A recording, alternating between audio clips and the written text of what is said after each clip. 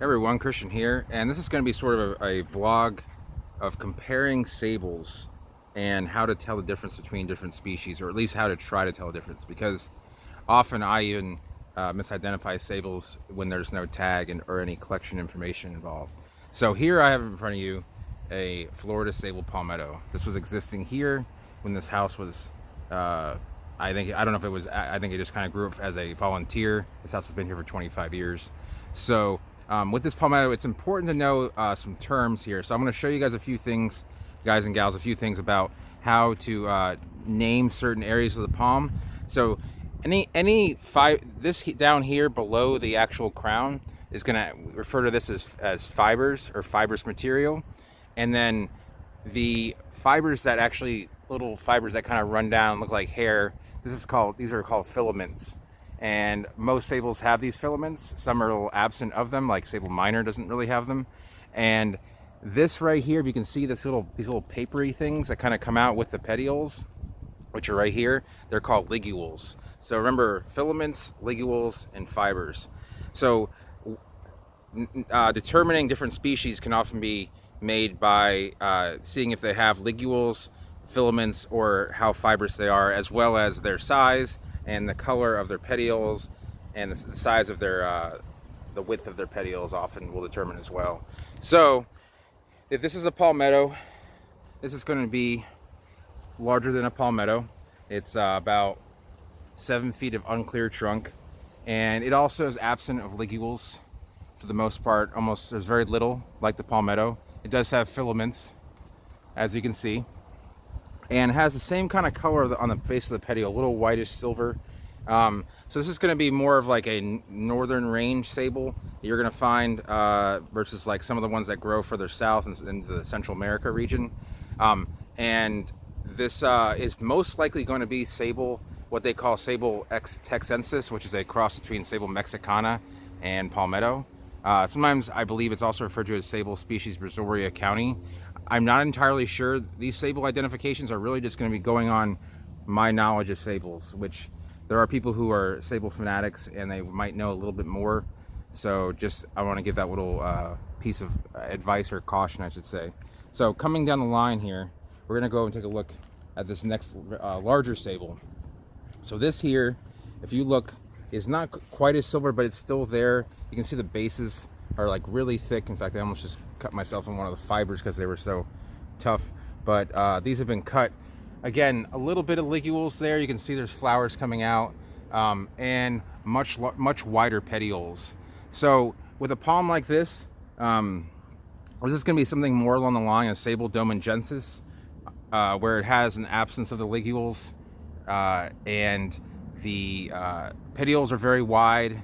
It's going to have filaments just like the others, as you can see in there. But the size of this palm is pretty typical of just a few species like Domanensis and Causiarum. So going a little further down the line, this palm is a little bit of a mystery. It kind of looks like it has a little bit more ligule action going on here, and it's almost like the ligules turn to fibers. The petioles are a little bit wide. It's a little bit darker. Everything's kind of darker green. To be honest, I can't identify this sable, but if I had to guess, it's not quite as costopalmate. If you can see there, see how the fold in the leaf is not that strong versus the fold right here is like almost a complete recurve and a kind of like almost like a praying position. So with a palm like this, it's almost too difficult to determine. Like some aspects of it feel like Maritime, but it's really not big enough to be, or Maritime as it actually would be pronounced in Latin. I call it Maritime, and I have been for so long, so I'm just going to continue calling it that. But properly pronounced, it should be Maritime. In fact, you can see the folding situation right there. See how it doesn't really recurve very much. So this may be some big, it might be like a Sable texensis, something large along that lines. I don't know how fast this has been growing, but it's a little bit hard to tell. It's probably, again, some sort of North American sable that grows either Mexicana or texensis. It may be a smaller version of the other one over there that we talked about. So coming over here, you can see right here that these are quite beefy. petioles here.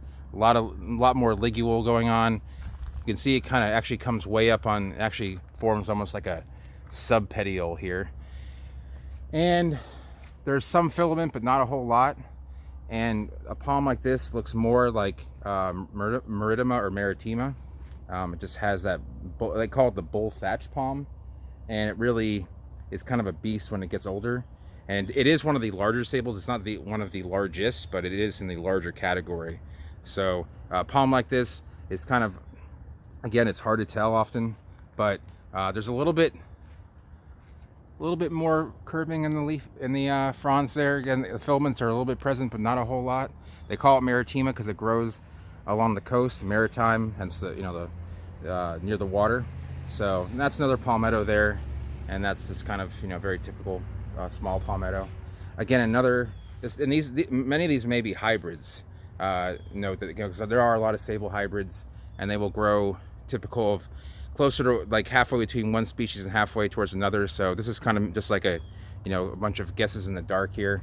And I might be, like I said, I might be wrong about a little bit of this information. I'm trying my best to kind of show you guys the variation within Sables. Mostly my identification is going to be as best as I can. So another one that looks kind of like, you can see the petioles there are not quite as wide as the petioles on this one.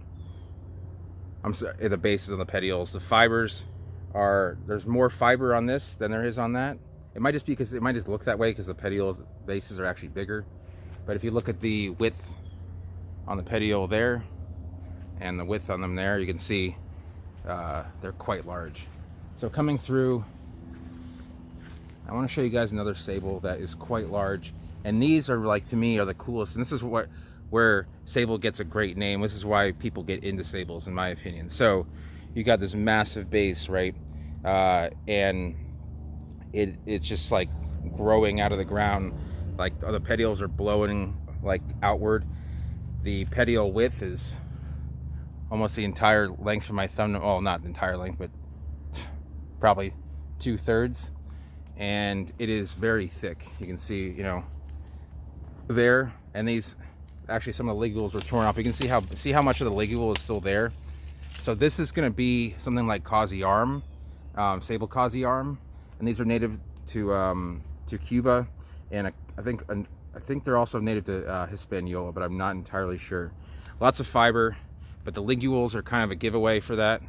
So the bigger Sables tend to have more ligules and a little bit less filament. So you can see there's actually less filament going on there, and these actually grow faster than palmettos. They grow, if a palmetto is like a 2 out of 10 as far as growth rate, maybe a 2.5. These are more like a 5. So they grow about twice as fast as a palmetto, and they're almost as cold hardy, if not as cold hardy.